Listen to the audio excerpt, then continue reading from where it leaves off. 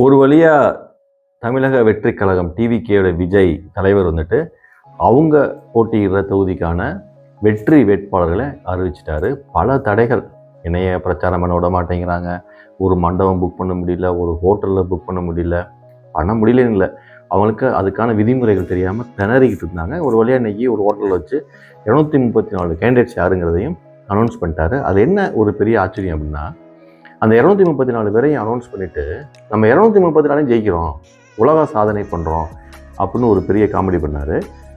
பெரிய பெரிய கட்சிகளே என்ன சொல்லுவாங்கன்னா, 234 நாங்கள் 200 டார்கெட் பண்ணுறோம், 200க்கு மேலே பண்ணணும் அப்படி தான் சொல்லுவாங்க. வெளியே 234 நாங்கள் ஜெயிச்சிருவோம்லாம் சொல்ல மாட்டாங்க. பட் ஓகே, அது ஒரு ஓவர் கான்ஃபிடென்ட்டு, தெரியாமல் பேசிட்டாரு அப்படின்னு கூட சொல்லலாம். பட் அது கொஞ்சம் நெடுலாக இருந்தது. அது போக நிறைய இவருக்கு வாய்ப்பு கொடுக்குறாரு. அது ஒருத்தர் வந்து தன்னோட உதவியாளராக இருந்த 30 வருடம் இருந்த ஒருத்தருடைய பையனுக்கு கொடுக்குறா. அவர் கண் கலங்குறார். அது வந்து எக்ஸ்ட்ரீம்லி எமோஷனாக இருந்தது. அதெல்லாம் நம்ம பாராட்டணும். ஏன்னா இந்த கட்சி ஆரம்பித்ததே எதுக்கு அப்படின்னா, தன்னை வளர்த்து விட்ட ரசிகர்களுக்கும் தன்னுடன் உதவி செய்தவர்களுக்கும் இதன் மூலம் தான் அவர் நன்றி கடன் காட்ட முடியும், வாய்ப்புகள் கொடுக்க முடியும். எம்எல்ஏ அப்படிங்கிறது விளையாட்டு கிடையாது. அட்லீஸ்ட் ஜெயிக்கிறாங்களோ தோக்குறாங்களோ அந்த வாய்ப்பை கொடுக்குறாரு. அது நிறைய பண்ணியிருக்கிறாரு. இது இன்ட்ரெஸ்டிங்கான விஷயம் என்ன அப்படின்னா, பேசுகிறதுல கிட்டத்தட்ட ஒரு 62 பேர் எனக்கு தெரிஞ்சு 62 கேண்டிடேட்ஸ் யாருன்னா, திமுகவிலும் மற்ற கட்சிகளிலும் அப்புறம் திராவிட முன்னேற்ற கழகம் திமுகலையும் அதிமுகலையும் நிராகரித்த கேண்டிடேட்ஸ் அவங்களெல்லாம் வந்து உள்ளே விட்டுருக்கிறாரு. அதுக்கு வந்து ஒரு எக்ஸாம்பிள் சொல்கிறேன் பாருங்களேன். கொளத்தூரில் டிஎஸ் பாபு, அப்புறம் வந்து ஆயிரம் விளக்கில் ஜேசிடி பிரபாகர், அதெல்லாம் நான் காட்டுறேன் உங்களுக்கு. இவங்கெல்லாம் வந்து கடந்த லாஸ்ட் மந்த் வரைக்கும் அதிமுகவில் சீட்டு கிடைக்குமா கிடைக்காதா அப்படின்னு சொல்லி போராடிக்கிட்டு இருந்தாங்க. அவர் ஏதோ ஒரு ரீசனுக்காக அவங்களுக்கு சீட்டு கிடைக்கலைங்க, வேணான்னு சொல்லி எடப்பாடி அனுப்பி விட்டுறாரு. சரி பரவாயில்ல, நீங்கள் என்ன சார் வேணான்னா நாங்கள் போய் தாவேக்களை போய் இருந்துக்கலாம் அப்படின்னு சொல்லிட்டு டிவிகேக்கு வந்துட்டாங்க. சரியா? இவங்க மட்டும் கிடையாது, அப்புறம் நாங்கநேரி நாராயணன், அப்புறம் வால்பாறை ஸ்ரீதரன், இந்த மாதிரி செய்யாறு தூசி மோகன், இந்த மாதிரி ஏகப்பட்ட பேர். அப்புறம் இன்னொன்று பியூட்டி என்ன அப்படின்னா, இந்த இன்னொன்று காட்டுறேன். பண்ருட்டி ராமச்சந்திரன் ஒரு தெரியும், கிட்டத்தட்ட 90 வயசு இருக்கும். அவர் தனியாக ஒரு கட்சி ஆரம்பிச்சு, எதுக்கு 90 வயசுல கட்சி ஆரம்பிச்சான்னு தெரியவே இல்லை. எம்ஜிஆருடைய தொண்டர் அவர். அப்போ அந்த கட்சியில் ரஞ்சித் குமார் ஒருத்தர் இருந்தார் ரீசெண்டாக. திடீர்னு பார்த்தா அவர் பேர் இங்கே இருந்துச்சு. எங்கன்னா காஞ்சிபுரத்தில் ரஞ்சித் குமார் அப்படின்னு ஒருத்தர் இருக்கிறாரு. நான் பார்த்தேன், ஏன்டா இவ்வளோ நாள் அங்கே பேசிக்கிட்டு இருந்தால் திடீர்னு வந்து இங்கே இருக்கிறானே அப்படிங்கிற மாதிரி ஆயிடுச்சு. சரியா? இந்த மாதிரி நிறைய திருப்பரங்குன்றத்தில் நிர்மல்குமார், அப்புறம் சேப்பாக்கில் டி செல்வம். இன்னொரு இன்ட்ரெஸ்டிங்கான ஒரு ஆள் இருக்கிறாருன்னா, சங்கராபுரத்தில் வந்துட்டு ஜெகதீச பாண்டியன். யார் அப்படின்னா, நாம் தமிழர் கட்சி சீமான் இருக்கார், அவர் ரொம்ப ரொம்ப க்ளோஸாக இருந்த 20 வருடத்துக்கு மேலே க்ளோஸாக இருந்த ஒருத்தர் வந்துட்டு சண்டை போட்டு வந்தார். விஜயோடைய வேலாயுதம் படத்தில் அசிஸ்டன்ட் டேரக்டர் வந்திருக்கார் போல் தெரியுது. அவருக்கு வாய்ப்பு, ஜெகதீசன் பாண்டியன்.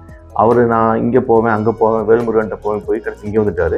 இங்கெல்லாம் துரத்தப்பட்டவர்கள். இந்த மாதிரி போகுது. ஸோ என்னோடய ஸ்ட்ராட்டஜிக்கில் பார்த்தீங்க அப்படின்னா, 32 அதிமுக தவிர்த்த இக்னோர் பண்ண கேண்டிடேட்ஸுக்கு இவர் வாய்ப்பு கொடுத்துருக்கிறாரு. அதுபோக 9 திமுக கேண்டிடேட்ஸுக்கு தவிர்த்த கேண்டிடேட்ஸுக்கு இவர் வாய்ப்பு கொடுத்துருக்கிறாரு. அதுபோக 21 பேர் பிற கட்சி, இப்போ நாம் தமிழர் அந்த மாதிரி நிறைய கட்சிகள் அங்கேருந்து வந்தவங்க. ஸோ கிட்டத்தட்ட 62 பேர் இந்த மாதிரி கொடுத்துருக்கிறாரு.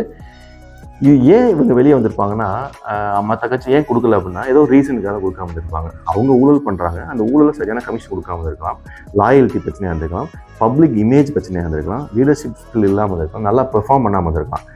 இப்படி ஒரு தனக்கு எதிராக நிற்கக்கூடிய ஏடிஎம்கே டிஎம்கே ஊழல் கட்சின்னு ஒரு வாதிக்கிற ஒரு கட்சியில் இருந்து கிட்டத்தட்ட ஒரு 60 பேர் 62 பேரை வந்து நீங்கள் எடுத்திருக்காரு. அப்போ என்ன நீங்கள் வந்து புதுசாக ஒரு மாற்றத்தை கொண்டு வந்து காட்டுறீங்க எங்களுக்கு, இந்த மாதிரி கேண்டிடேட்ஸை காட்டும்போது ஏன் இப்படி காட்டுறீங்க அப்படின்னு வருது பயங்கரமாக. நம்ம எல்லாமே ரிசர்ச் பண்ணிகிட்டே இருக்கிறோம் இல்லையா?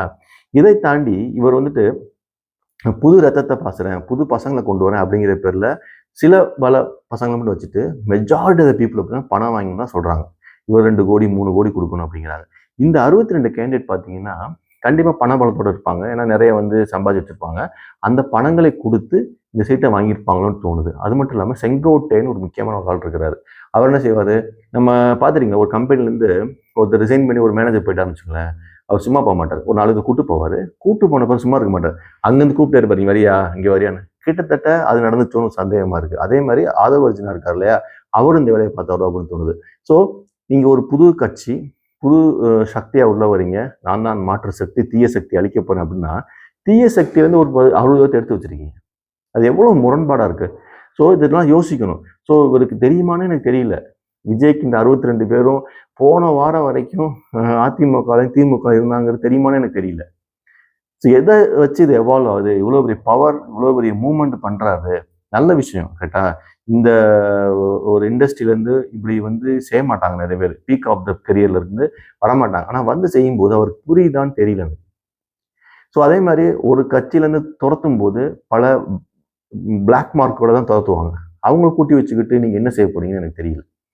ஸோ திரும்ப திரும்ப சொல்கிறேன், இந்த கட்சிகள் நடந்துக்கிற விதங்கள் இருக்குல்ல, தாவேகா டைப் ஆஃப் மூவிங் இருக்குல்ல, ஸ்டெப்ஸ்லாம் வந்து ரொம்ப ராங்காக இருக்கவும் தோணுது. இதுக்கு யாரோ ஒருத்தனுக்கு கொடுத்துருக்கலாம். எதுக்கு நீங்கள் இவ்வளோ வேலை கொடுக்குறீங்க? ஏன் காசு வாங்கிட்டு கொடுக்குறீங்களா? எதற்காக கொடுக்குறீங்கன்னே தெரியல. இந்த 62 பேருக்கு ஏன் கொடுக்கணும்னு எனக்கு தெரியல. சரியா? இவ்வளோ நாளாக உங்களை இருந்தவங்களுக்கு வாய்ப்பு கொடுங்க. தயவு செய்து ஊழல் கரை பணியாதவர்களுக்கு வாய்ப்பு கொடுங்க. புது கட்சி, புது சக்தி, தீய சக்தின்னு சொல்லிட்டு, தீய சக்தியில கொஞ்சம் தீய எடுத்து இங்கே வச்சுக்கிட்டீங்கன்னா, உங்க கட்சியும் தீய கட்சியா மாறிடும். ரைட்டா? ஊழல் பண்ணவங்கள ஒழிக்கணும்னு சொல்லிட்டு தான் வரீங்க. ஆனால் ஊழல் பண்ணவங்கள பூரா கூட்டு வச்சிருக்கீங்க. அந்த கட்சியில் ஊழல் பண்ணவங்களாம் கூட்டு வச்சிருக்கீங்க. அப்போ திருப்பி எப்படி நீங்கள் பேச முடியும்? ஸோ இது வந்து நமக்கு இந்த முரண்பாடுகள் தெரிஞ்சது. இதை வந்து நீங்க இதை மக்களாகி நீங்க தான் பார்க்கணும். பார்த்துட்டு சொல்லுங்க. இது சரியா தப்பான்னு. இது விஜய்க்கு போற வரைக்கும் சொல்லுவோம். விஜய்க்கு தெரியுமான்னு எனக்கு தெரியல. பாவம்.